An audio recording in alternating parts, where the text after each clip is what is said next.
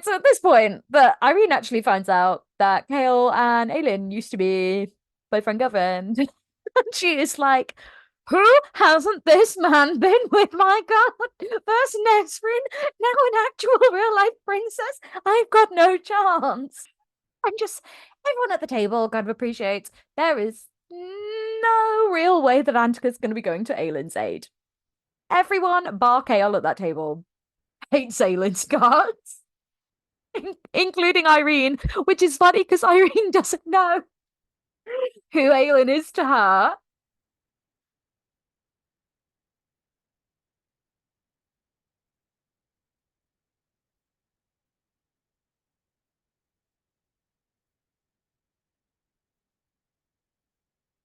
Now, Kale thinks that his next best move is to just surprise turn up at one of the Kagan's council meetings because he has been trying to get a hold of the foreign trade advisor and he wants to know how much a fire lancer costs. He's heard that Captain Rolf's been buying a ton of them. And he's kind of putting two and two together and he's like, if Aelin has been to Skulls Bay, she will have seen Captain Rolf. I'm gonna bet on this order of fire lancers that's come across. I'm gonna bet that that's actually Aelin via Captain Rolf. I'm gonna use what I know about the sneakiest woman ever to think, maybe she's got Captain Rolf on side now. And he says, oh yeah, that shipment, double it. The money that he'd been sent with to like help bribe the Kagan, he's like, no, double that. That's Aelin's order. That those fire lancers, they're definitely for Aelin Galathinius, and send her twice as many. I will pay for the other half with the money I've got here. Because Kale wants to make the point that working with Aelin will be financially very lucrative to the Antican weapons trade. And he thinks, no, this is how I'm going to start getting other people here in Antica on board because war is big business. And Aelin, let's just say, woman is not known for being thrifty. Homegirl is a big spender. And Kale sees the opportunity to say, no, I'm going to make a big splash, beef up Aelin's order. So she's going to get more weapons, which will no doubt help her out, and get all the local people saying, like, damn, that Aelin Galathinius girl's got money that she's willing to spend with us. This does turn out to be a good shout. I can kind of see Kale working away, so he sends him out of the council chamber and gets him escorted back to his rooms. So Kale's fuming. When Irene turns up, he is a DICK to her, and she can see that he's all wound up, and so she starts goading him. And before he realizes it, Kale's taking steps. He's taking steps towards her. And all of this passion, this anger, it builds up and it builds up. And as he is really close to Irene, he grabs her and kisses her. We love it. It's such a good scene. They actually get caught kissing the next day by Servant, and Irene's like, okay, we need to keep this on the DL. If anyone finds out that we're really into each other, I'm going to look really unprofessional and it might jeopardize my job. Which is funny because it's a similar proposition to the one Dorian made to Selena in book one, but it's put across in such a different way. And that is why Irene is successful with her suggestion and Dorian isn't with his. I love that Kale's going to be a little cheeky piece on the side for Irene. Turns out Irene has convinced Hussar to organize a birthday trip for Irene out to the oasis that she and Kale want to go and check out some caves at. Great. Things are ticking along very well in Antica. Meanwhile, out with the Rock clans, Sartak is adamant that he and Ezrin, if they go out on another one of the missions to check out these watchtowers, that they need Falcon with them, really, because he's a shapeshifter and they definitely would have been killed by that Stygian spider if he hadn't come along sneaky like. But Falcon's real messed up from the fight with the Stygian spider, so they're going to have to wait a while. As they're spending time with the tribes, and she can't really imagine going home. She really fits in here. She loves being around the clans. And of an evening, they all sit around the fires, and everyone's wanting her to tell stories about her homeland, but she decides to sing instead, and Sartak's like, I didn't think she could be more beautiful, but it turns out she can sing like an angel. And We love that for her. When Falcon is healed enough to travel again, the three of them go out to the other watchtowers and check them out. At one of them, they are confronted by another clan called the Burland, whose leader is this guy, Yeren. Turns out three of their rook hatchlings are now missing, and he and Bort, who's also there on her rook, they are like mouthing off to each other. It's clear they don't get along. But we find out that they're actually engaged. And it's one of those spicy relationships. We love that for Bort. Now, Sartak and Haloon, they study Daggle Falls map for a good week before they decide to head over there and investigate what's going on with these rook hatchlings. Current theory is Stygian spiders. The group make Bort stay behind because Homegirl is the future of the clan. And as they're flying to this very dangerous mission, Ezra asks Sartak, like, hey, we've been talking about like the future of the clan and all that. Like, how come you've never got married, ma'am? Like, you're a prince, isn't that important? And isn't it funny that Nesrin's got Sartak's future on her mind? And she mentions how much harder it's going to be to ask everybody down on the southern continent to get involved in Aylin's war when she's got the chance to actually know the Rook Riders and their families. Like, she doesn't want them to be in danger, but knows that she needs to do everything she can to get them involved in fighting, but she doesn't want to now that she knows them. She wants to keep them safe. And it's just, Nesrin has a conscience because she is a nice person. When they reach the Duggle Falls, when they reach the Duggan Fells, it is covered in webs, and they fly up over high to try and investigate and get the lay of the land. But they see a little rook hatchling, and it's stuck down there, so Kadara dives to try and get the baby. Totally ends up being a trap. Kadara gets stuck in this web. Obviously, everyone scrambles towards the web that Kadara is stuck in because we need to get that rook free. And they see that the little hatchling, it's been hurt, it's injured. Sartak turns around once they freed her, is like, Kadara, fly away, please. And at that very moment, the spiders begin to descend, and it is like, spiders are coming. So Nesrin whips out her bow and arrow and starts pew-pewing the spiders near them, and Kadara flies off, leaving Nesrin and Sartak there in the webs. They climb further into the mountain pass. Tensions are so high. And then we just get a cut in the narrative back over to Kale and Irene. And it's like, no, no. That was important.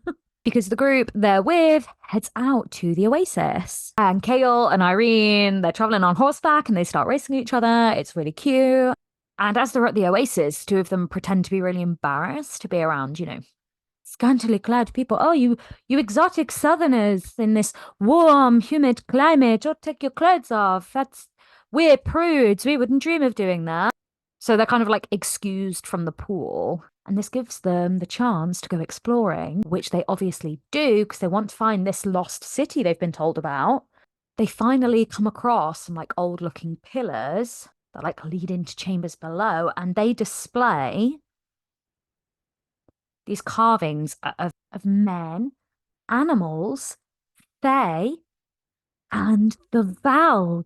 And they find out that this is a fae burial site, which Kale mentions is super trippy because he thought that the fae, they all settled over like next to Wendlin. They're in Doranel. He hadn't realised there were any fae down on any other continent, let alone the southern continent at all. And he wonders, oh my goodness, I wonder if there were a southern contingent of fae who bred down here, and that blood is now diluted, but that's how there are so many healers down south. That's genuine like fae magic of a different kind, which could be really useful because maybe the scrolls they found will give them answers to how that fae magic was involved in helping conquer the Valg. And if what the healers have is a modern version of that, maybe there is some way the healers could be the answer to getting rid of the Valg now. This is so cool. This means Irene might be really important to getting rid of everyone, guys. Hint, hint, she is. So they decide that when they get back to the city, they're going to ask Hafiza to translate the scrolls that they found. Now, the two of them return back to like the general party and they all get ready for dinner. And as they're eating, Hassan wants to wind everyone up again, and she starts bad-mouthing Aelin, and it's like, maybe if she'd come down and bother visiting the southern continent, we'd consider helping her out. Maybe she should marry one of my brothers, like, I don't know, Kashin. And Kale explains to everyone, like, yeah, that's not going to happen. Aelin's definitely going to marry Rowan Whitethorn.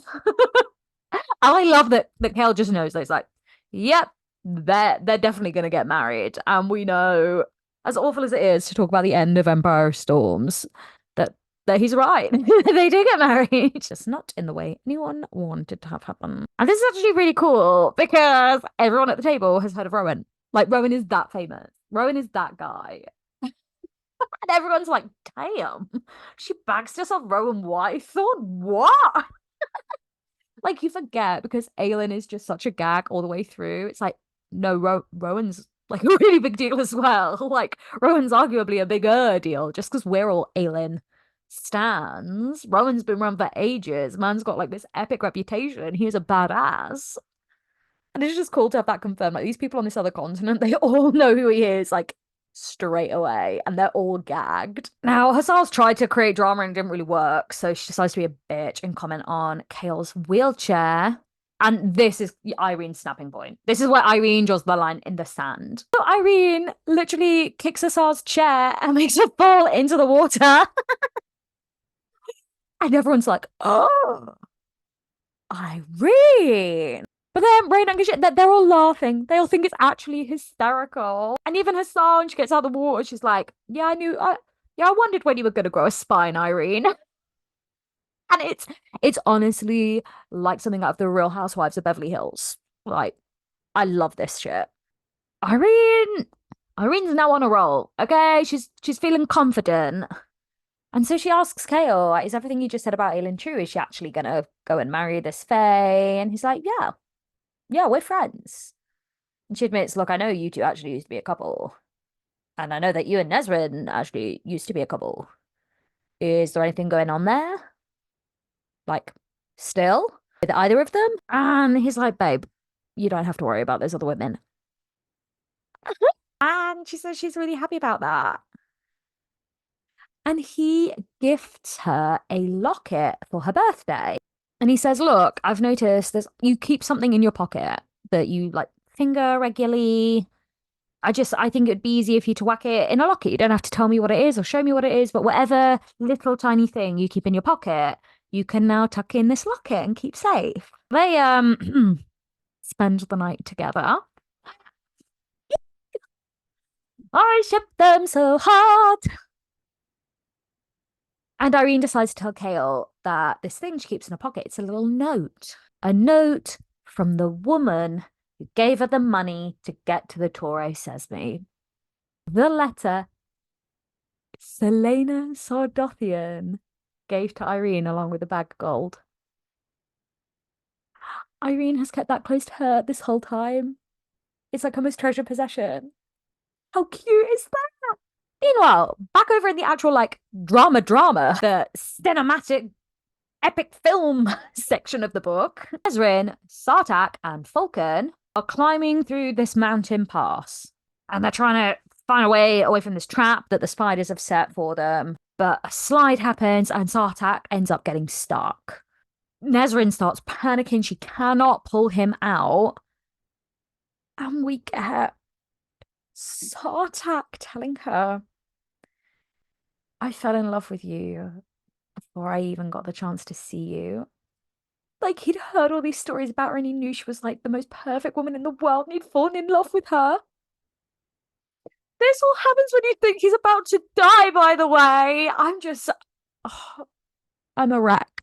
So she and Falcon, they leave and they've got a plan. And eventually Nesrin and a very unconscious Sartak end up inside the spider's lair covered in like the spider silk.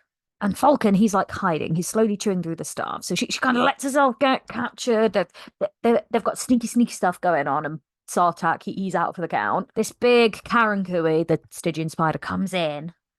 And the spider says, I kid you not, that she is waiting for the queen of the Valg to return. And we're all like, the Queen of the Valg, the Queen of the Valg. Who the fuck is that? We've heard of kings. We know there were three Valg kings. We've never heard of a queen. And then she names her. She calls her Maeve. And everyone's head explodes. What? This is how we find out that Maeve is Valg. And Nesrin, who, the Stygian spider thinks she's got a trap. She's like, oh my God, please tell me the story. You have a queen? What? Tell me more. And the spider explains there were three dark kings who'd conquered their own world a long, long, long time ago. And that all three of them met and fell in love with this queen. And that the queen, she decided to marry Orcus, the oldest and most powerful of the kings.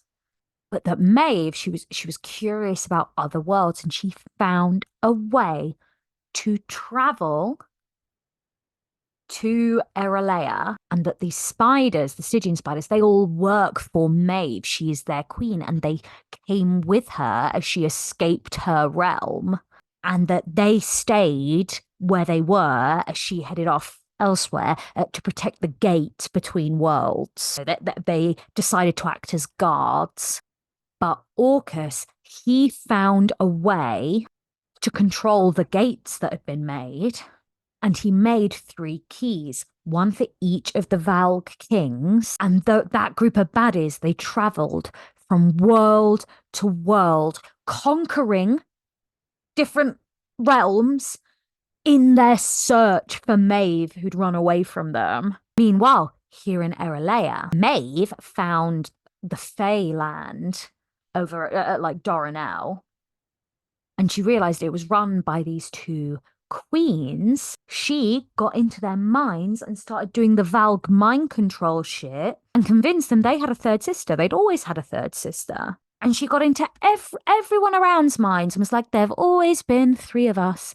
And everyone started believing the lie. Now, when the three Valg kings, they arrived in Erelea, they didn't recognize Maeve because she looked like a fae. She was hiding from them. So she managed to defeat them and took their keys from them. She managed to get two of them sent back to their own worlds, Orcus, her husband, and the other one, Mantix. But before she could send Erwin back, Brannon got involved and took the keys off of her because he didn't know what she was, but he knew she was a bad one too. Now, Maeve was genuinely frightened of Brannon because his magic was fire magic like Aylin's. And all Valg are frightened of fire. It's the one thing that can defeat them. And when he left, she built up Dorana with all of these defenses just in case Erwin ever came back. So she's been waiting for Erwin to reemerge. She knows she's not free of him.